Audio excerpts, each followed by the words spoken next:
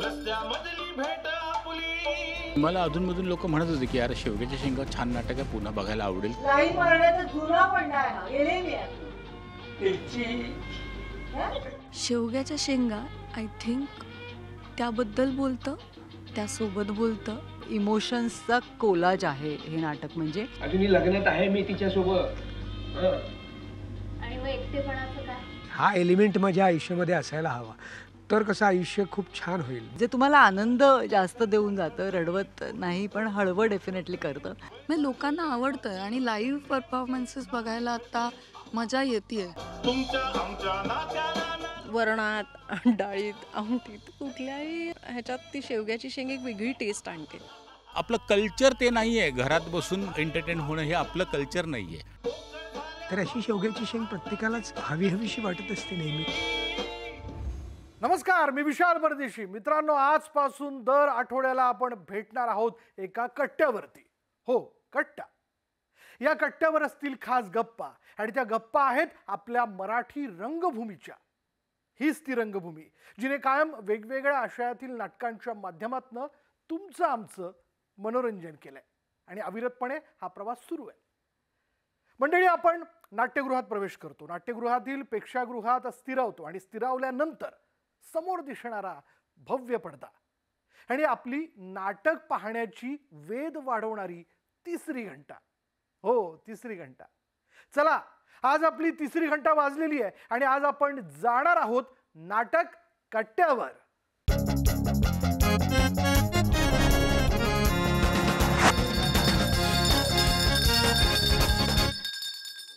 मित्रांनो, रसिकांच्या मनात घर केलेलं शेवग्याच्या शेंगा हे सदाबहार नाटक पुन्हा एकदा रंगभूमीवर येत आहे. 10 वर्षांपूर्वी याच नाटकाने रसिक प्रेक्षकांच्या गर्दीत 150 प्रयोग पूर्ण केले. हो, 150.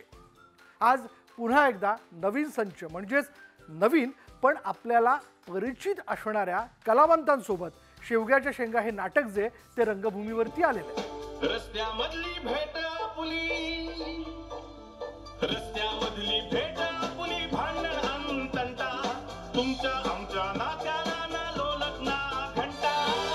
हे हे हे हे हे हे. लेखक दिग्दर्शक गजेंद्र आहिरे, अत्यंत प्रयोगशील, कायम वेगळं काहीतरी करण्याची ओढ असणारा दिग्दर्शक. आता मला विचाराल तर महाविद्यालयीन एकांकिका स्पर्धेत कॉकी पॉकीची गोष्ट या एकांकिकेतून गजेंद्र आहिरे मला लेखक दिग्दर्शक म्हणून परिचित झाला. मग तुम्हा आम्हाला नॉट ओनली मिसेस राऊत, पांढर, ते अगदी आता पुन्हा एकदा शेवग्याच्या शेंगा या नव्याने सादर होणाऱ्या नाटकापर्यंतचा असा हा त्याचा दीर्घ प्रवास. गजेंद्रच्या सिनेमा आणि नाटकातली पात्र ही आपल्यातली वाटतात. हो, आपल्यातली वाटतात. ही पात्र आपल्या मनातल्या गोष्टी मांडतात. ही गजेंद्रच्या कलाकृतीमधील एक सकारात्मक बाजू आहे जी कायमच सगळ्यांना अपील झाली आहे. त्यामुळे शेवग्याच्या शेंगा या गाजलेल्या नाटकाबद्दल मोठ्या अपेक्षा आहेत, कारण ते नवीन आशयासह, नवीन संदर्भांसह सादर होत. नमस्कार.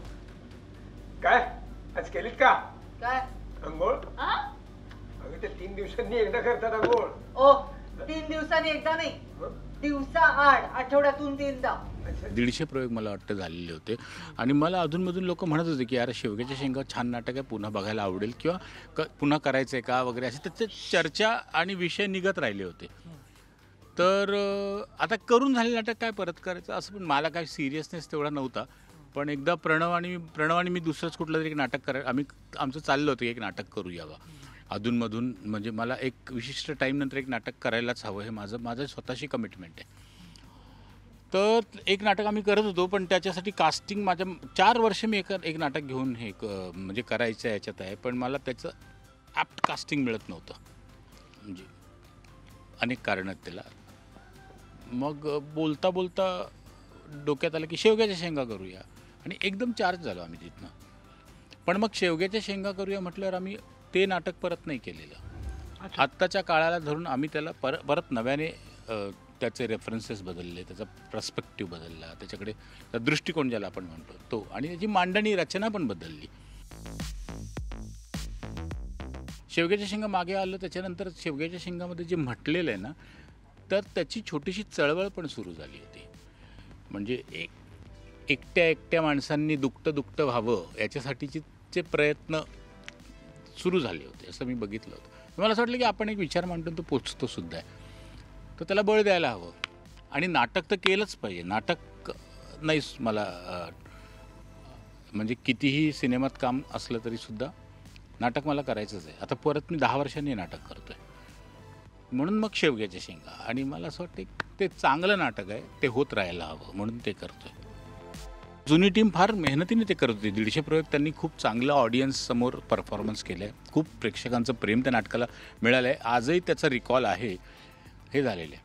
नवीन टीम म्हणजे मी जसं म्हटलं की मी सगळंच त्या नाटकाचं नव्याने त्याचा सगळा दृष्टिकोन ठेवला आहे त्याच्यामुळे. आणि नवीन टीम त्यामुळे त्याचा एक नाटकाचा दृष्टिकोन बदलल्यामुळे, त्याचा पर्स्पेक्टिव्ह, त्याचा अख्खा प्रिमाइस बदलल्यामुळे नवीन टीम त्याच्यात इतके परफेक्ट बसलेली आणि इतके सिन्सिअर टीम मला त्याच्यासाठी मिळाली. म्हणजे निर्मात्यांपासून पुढे मागचंही सिन्सिअर होते, यावेळेचंही सिन्सिअर, पण फार डेडिकेशनने सगळेजण करत आहेत काम. अविनाश काय, ऐश्वर्या काय, मग नंदिता, अंकिता किंवा अपूर्वा, या सगळे जे लोक, साकार, ही सगळी मंडळी फार कष्टपूर्वक ते समजून घेऊन पहिलंच नाटक असल्यासारखं नव्याने काम करत आहेत त्याच्यावरती. आणि नाटकाविषयीचं त्यांचं असलेलं प्रेम आणि या नाटकाला समजून उमजून ते करणं, यातून ते नाटक अजून बहरलं आहे. म्हणजे अविनाशनं ज्या पद्धतीने त्याचे अर्थ काढलेत त्या भूमिकेचे, आणि ऐश्वर्या, म्हणजे मी आता बघतो ऐश्वर्या वाटत नाही, अविनाश वाटत नाही. हे त्याचं यश आहे त्या नाटकाचं, की ती माणसं स्टेजवर गेल्यावर ती माणसं आहेत असं वाटत नाही कुठेही. ते पात्र वाटतात, ते कॅरेक्टर्स वाटत आहेत. त्यामुळे ह्या नवीन टीमबरोबर मी भयंकर हॅपी आहे. अनुपम खेर येऊन गेले स्वतः, त्यांनी तुमची तालीम बघितली, प्रयोग बघितला, त्यांनी सुद्धा इच्छा व्यक्त केली की मला हिंदीत करायला आवडेल. मला असं वाटतं हा त्या नाटकाच्या संहितेचा परिणाम आहे की अनुपम खेर म्हणाले, सहज बोलता बोलता, मी त्यांच्याशी नेहमी आम्ही टचमध्ये असतो, आम्ही एकत्र बरंच काम करतो विविध प्रोजेक्ट्सवर. म्हटलं मी नाटक करतो. ते म्हणले नाटक कर, अरे वाह, तो मुझे रिहर्सल में बुलाना कभी अगर तुम कम्फर्टेबल होतो. मग तो म्हटलं या. मग मी त्यांना रिहर्सलची वेळ दिली. कसं होतं की नाटक बघितल्यावर त्यावर रिॲक्ट करणं वेगळं, पण जेव्हा तुम्ही एकत्र काम करत असतात, एकमेकांची मदत करतात, एकमेकांना सपोर्ट करत असतात, तेव्हा तुम्ही रिहर्सल बघायला येता. आणि मग ते रिहर्सल बघून त्यांनी काही गोष्टी ज्या त्याच्यामध्ये मला, त्यांना जे आवडलं ते सांगितलं, त्यांना जे आवडलं नाही ते सांगितलं, त्याचा एक परिणाम येतो. पण ते मोरल त्यांना खूप भावलं ते सगळं. ते त्यांनी जे पाहिलं त्यांना भयंकर भावलं. आणि एक ते म्हणले अभिनेता म्हणून मी इन्स्पायर झालो. मला असं वाटलं की मला हे करावंसं वाटतं आहे, मुझे आत्मा से लगता है की ये मुझे करना चाहिए, असं त्यांचं म्हणणं होतं. आता मी गेली 35 वर्ष ही सगळी कामं करतो. नाटक मी 95ला पहिलं केलं, सिनेमा मी 2002ला पहिला केला. तर ह्या सगळ्या प्रवासात मला जे दिसलं ते म्हणजे जर का ती खरोखर भिडणारी कलाकृती असेल तर ती वाया जात नाही. ती त्यावेळेला जरी नाही समोर आली तर ती फिरून कुठून ना कुठून पुन्हा प्रेक्षकांपर्यंत पोहोचते. प्रेक्षक ती शोधून काढतात किंवा ती कलाकृती प्रेक्षकांना शोधून काढते. हा मी माझा अनुभव सांगतोय, फिलॉसॉफी नव्हे, हा माझा अनुभव आहे. दुसरी मला असं पण वाटतंय येणारं, म्हणजे जसं मी म्हणलं होतं अनेक माझ्या इंटरव्ह्यूजमध्ये की पुढचा जो सिनेमा आहे तो ह्या स्क्रीनवर असणार आहे, पुढचं एंटरटेनमेंट ह्या स्क्रीनवर असणार. मी आत्ता परत उलटं बोलतोय की तोही टाईम आपण आला पाहिला कोविडमध्ये, खूप OTT आणि घरात बसून बघणे हे झालं. पण आपलं कल्चर ते नाही आहे. घरात बसून एंटरटेन होणं हे आपलं कल्चर नाही आहे. त्यामुळे लोकांनी घरात बसून बघितलं, खूप छान बघितलं झालं. एक असा नक्की वेळ येईल की लोक घराबाहेर पडतील आणि उत्तम शोधतील आणि बघतील. त्याची ही सुरुवात आहे असं मला वाटतं. ज्या पद्धतीने चांगली दर्जेदार नाटकं चालू लागली, दर्जेदार सिनेमा चालू लागला आहे, तर मला वाटतं ही त्याची चाहूल आहे की लोक पुन्हा बाहेर येतील आणि तो दर्जा अप्रिशिएट करतील. तर त्याची ही सुरुवात झालेली आहे. आंतरराष्ट्रीय पातळीवर गौरव झालेल्या लेखक दिग्दर्शक गजेंद्र आहिरे यांनी शेवग्याच्या शेंगा हे नाटक 2015ला पहिल्यांदा रंगभूमीवर आणलं होतं. आणि त्यावेळेच्या नाट्यसंचामध्ये स्वाती चिटणीस, संजय मोने, अतिशा नाईक, निखिल राऊत, कादंबरी कदम आणि सीमा पारकर त्यांच्या प्रभावी अभिनयाने सगळ्यांच्या चांगलेच लक्षात राहिले. आता नव्या टीममध्ये ऐश्वर्या नारकर आणि अविनाश नारकर ही सदाबहार जोडी धमाल करणार आहे. कोणाला दिसले अन कोणाशी हसले, रंगवणाऱ्या भिंतीवरती फुलपाखरू बसले.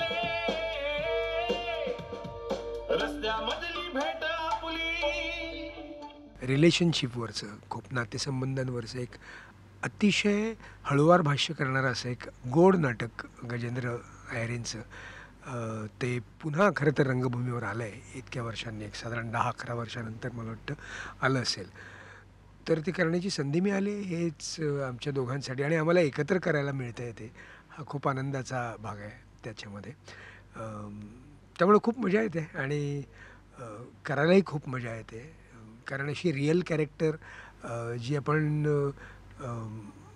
आपल्या भोवताली आजूबाजूला बघत असतो नेहमी, आपणही त्यातला एक भाग असतो, पण तो काय म्हणूया असा रंगमंचावर तो असा प्रेक्षकांमध्ये पण या व्यक्तिरेखीपैकी कोणीतरी आहे आणि आपण एक ती व्यक्तिरेखा साकारतो आहे. जरा गंमत जरा वेगळी येते आणि खूप मजा येते.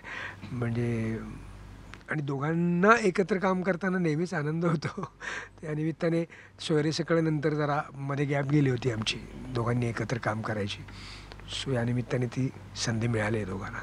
इमोशन्सचा कोलाज आहे हे नाटक म्हणजे, आणि जे तुम्हाला आनंद जास्त देऊन जातं, रडवत नाही पण हळवं डेफिनेटली करतं. तर असं एक छान गोड नाटक आहे. पण यापूर्वीच्या टीमचं तुम्हाला दोघांना हे नाटक बघायला मिळालं होतं का? तुम्ही पाहिलं होतं की नाही, मी तर पाहिलंच नव्हतं. नाही, मी सुद्धा नव्हतं पाहिलं नव्हतं. नाही. आणि तेव्हाच्या नाटकात आणि आत्ताच्या नाटकात बऱ्यापैकी फरक आहे. म्हणजे त्याचा बाज वेगळा आहे. तेव्हाचा त्या नाटकाचा बाज वेगळा होता, लिखाण सेम असलं तरी. आताचा या नाटकाचा बाज वेगळा आहे, त्यामुळे ती आयडेंटिकल आहेत असं नाही, त्याची स्क्रिप्ट आयडेंटिकल आहे, पण परफॉर्मन्सेसच्या दृष्टीने ती टोटली वेगळी आहेत नाटक. त्याच्या बाजूला असं एसीचं धूळ बाहेर आलाय ते पण नाही, त्याच्या वरती शेवग्याच्या शेंगा म्हणजे माझ्या दृष्टीने म्हणशील तर जशा शेंगा ह्या लवचिक असतात, त्यापेक्षा पटकन तुटत नाहीत, त्याचा आकार ॲडजस्ट होणारा असतो, आणि शिवाय त्याच्यात एक अशी युनिक चव आहे शेवग्याच्या शेंगांना. तसं आपलं आयुष्य प्रत्येकाचंच असतं की जे थोडंसं आपल्याला फ्लेक्झिबल ठेवावं लागतं, थोडंसं कुठेतरी ॲडजस्ट व्हावं लागतं. ते युनिक ठेवण्यासाठीचा एक एलिमेंट प्रत्येकात असतो, प्रत्येकात काहीतरी गुणधर्म असतो, कुठली तरी कला असते, ती आपल्याला कळायला हवी फक्त, आणि तो युनिकनेस जपता आला पाहिजे. तर असं प्रत्येकाचंच आयुष्य त्या शेंगेशी रिलेटेड आहे असं वाटतं मला.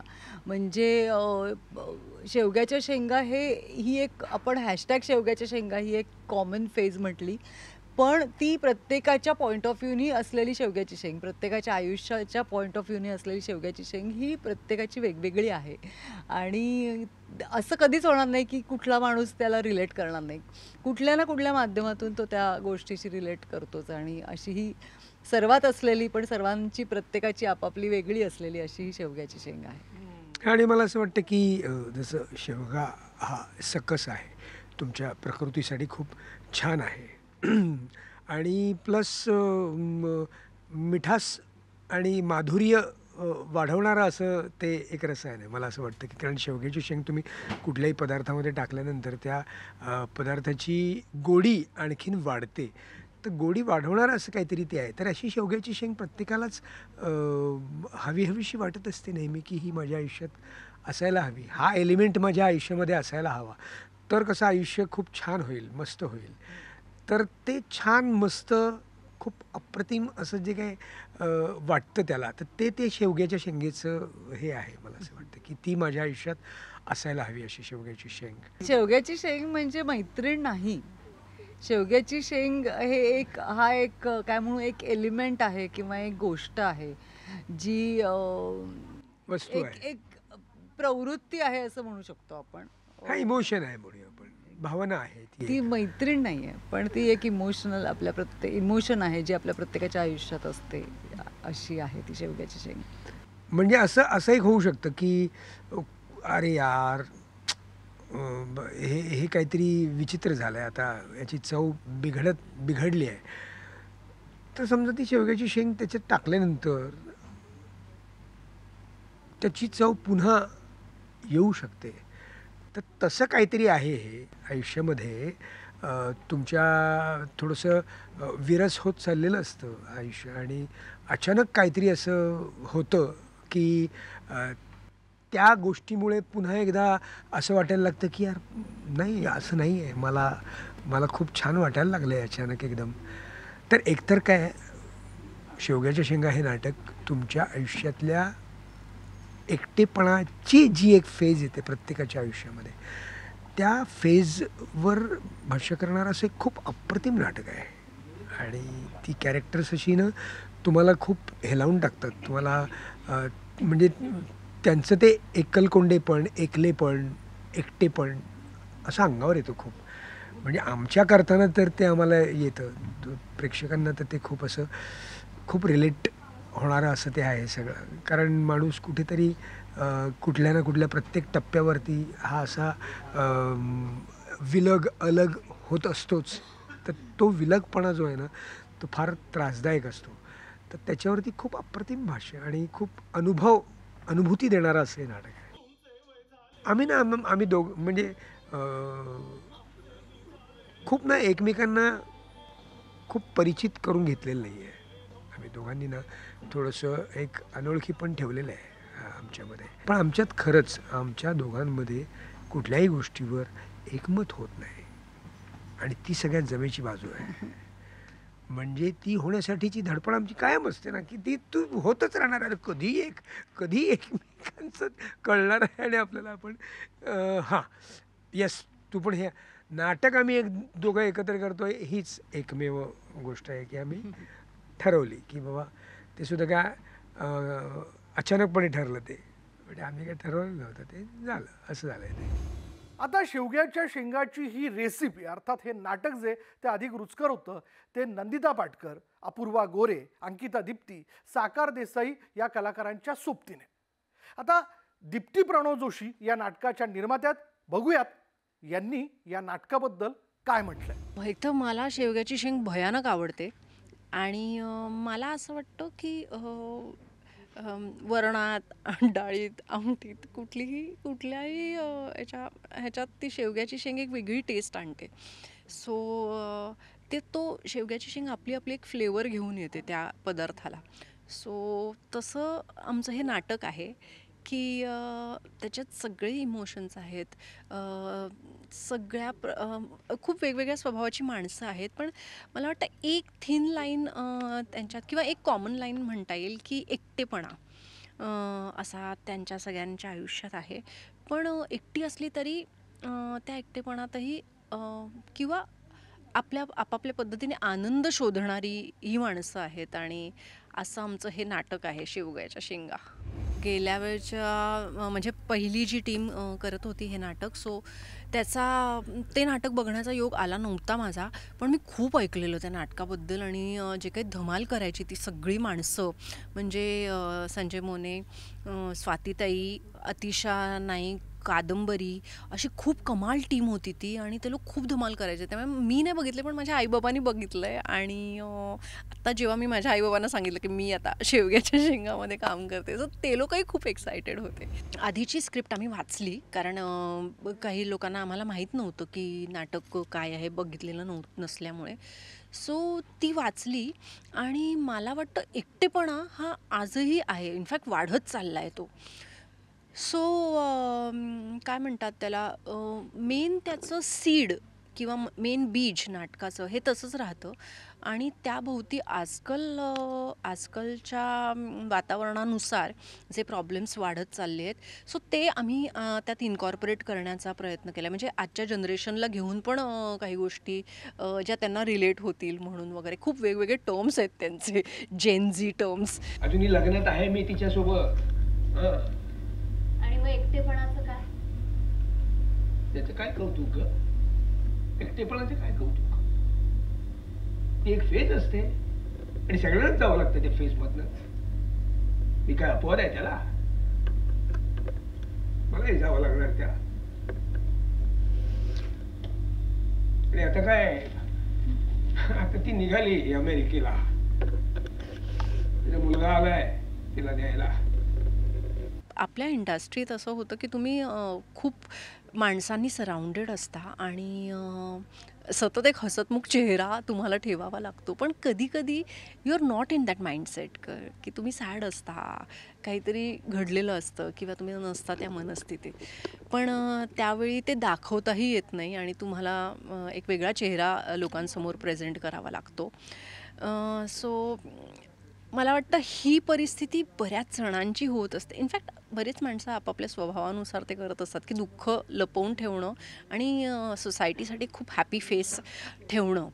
सो हे मला वाटतं प्रत्येकाच्याच आयुष्यात घडतं आणि या I am not an exception. 50ला 2 दे. ससाणी असू दे सेलिब्रेशन. आम्हाला दोघांना 2 पुरते. काय या काय ताई पत्ता कट केला माझा. अगं बाई कसला कढीपत्ता या ना. हे नाटक जरी 10 वर्षांपूर्वी येऊन गेलेलं असेल तरी हे खूप आत्ताच्या जनरेशनचं नाटक आहे. जेनझीचो हा जो काय म्हणतात आपला जी टर्म आहे किंवा ही जी मुलं आहेत, मी सुद्धा त्याच जेनझी जेनझी मी सुद्धा त्या जेनझी मधलाच आहे. सो मला असं वाटतं की हे खूप माझ्यासारख्या वयात आलेल्या मुलांना खूप रिलेट होणारं नाटक आहे आणि खूप छान आहे, रिलेटेबल आहे. जे आजकाल रिलेशनशिप्स आणि सगळंच त्या गोष्टीबद्दल प्रेम, लोनलीनेस, रिलेशनशिप आणि ह्या गोष्टींबद्दल आत्ता सध्या या जनरेशनमध्ये चालू आहे, हे इतकं खूप छान दाखवलं आहे ह्या नाटकामध्ये. सो मला ते खूप रिलेट होणारं नाटक आहे असं मला वाटतं. रस्त्यामधली भेट आपुली भांडण अंतंटा तुमच्या आमच्या नात्याला ना लोलक ना घंटा. पोस्ट कोविड आयुष्य इतकं बदललं आहे की एक वेगळा लोनलीनेस आला आहे माणसांमध्ये आणि माणसं आजूबाजूला 100 जरी असली तरी प्रत्येकाला एकटं वाटायला लागलं आहे. बीट एनी जनरेशन, कुठल्याही वयाच्या टप्प्यावर असलेल्या व्यक्तीला, तुम्ही कितीही काम करताय, नाही करताय, घरी आहात, होममेकर आहात, बिझनेस आहे तुमचा, नोकरी करताय, प्रत्येक माणसामध्ये एक एकटेपणा आला आहे. तर शेवग्याच्या शेंगा आय थिंक त्याबद्दल बोलतं, त्यासोबत बोलतं आणि आयुष्य कसं जगणं हे कोणाला शिकवता नाही येत. ऑफकोर्स प्रत्येकाची पद्धत असते आयुष्य जगण्याची, पण हसत खेळत जितकं जमेल तितकं आपल्या आजूबाजूला असलेला माणूस जो आपला कंपॅनियन होऊ शकतो किंवा अचानक कोणाची तरी साथ येते आयुष्यात, मैत्री होते, आपण काही क्षण हसतो, काही क्षण एकत्र रडतो. जशी आम्ही या प्रोसेसमध्ये भेटलो एकमेकांना, अचानक भेटलो, ओळखत नव्हतो. सो आम्ही इथे भेटणं, आपलं आयुष्य शेवग्याच्या शेंगा. माझी मम्मा वगैरे होती.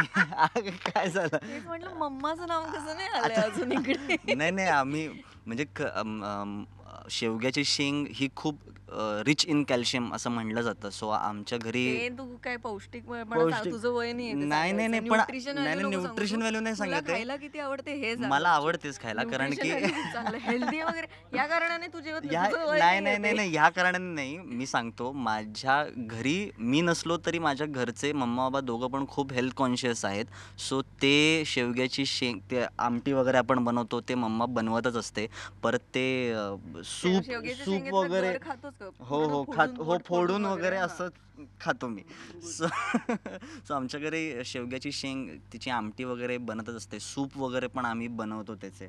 सो मला आवडतेच शेवग्याची शेंग. मला सगळ्या भाज्या, मी अतिशय गुणीबाळ आहे, मला सगळं आवडतं.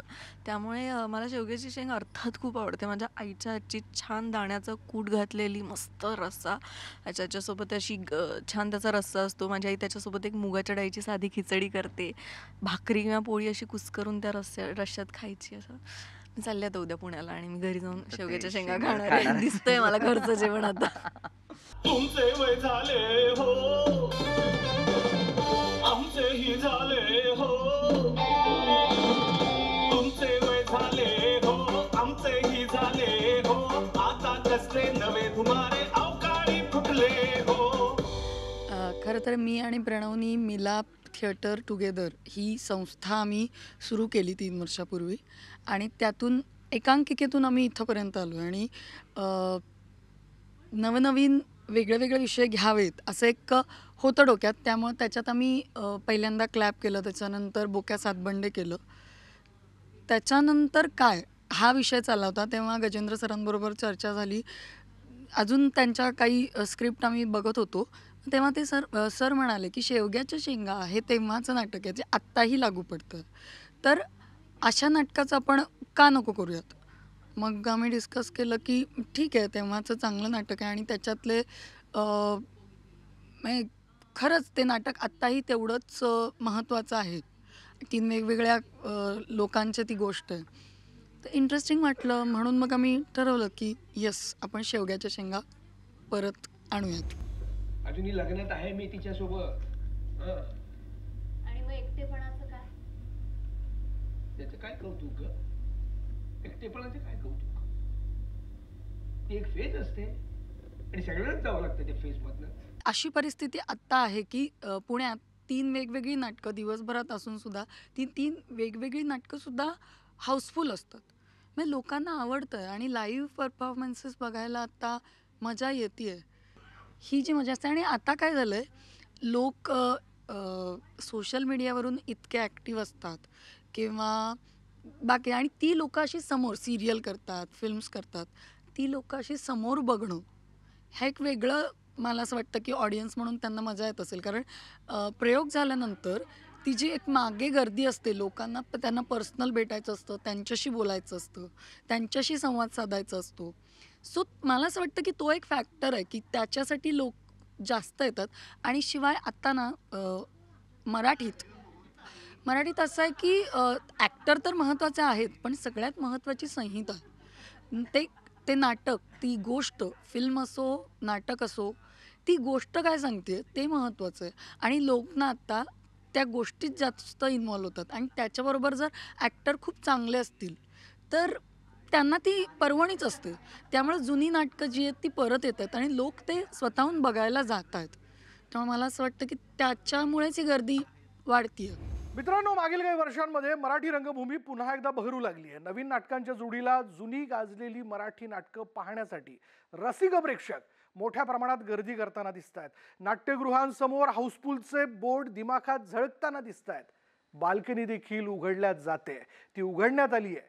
यामध्ये नव्या संचात पुन्हा रंगभूमीवर आलेल्या जुन्या नाटकांचा मोलाचा वाटा आहे असं निश्चितपणे म्हणावं लागेल. आणि या नाटकांच्या यादीमध्ये आता आणखी एका आशयघन नाटकाचं नाव जोडलं गेलेलं आहे. मराठी रसिकांच्या मनात घर केलेलं शेवग्याच्या शेंगा हे सदाबहार नाटक नवीन संचात, नवीन समूहात पुन्हा मराठी व्यावसायिक रंगभूमीवरती दाखल झालंय. चला त्याचं स्वागत करूयात, हा प्रयोग देखील बघूयात. आपल्याला आमच्या नाटक कट्टाचा पहिला एपिसोड कसा वाटला हे व्हिडिओच्या कमेंटमध्ये जरूर कळवा. तोपर्यंत वाट पाहूयात पुढल्या एपिसोडमधल्या 3ऱ्या घंटेची नाटक कट्ट्यावर. धन्यवाद.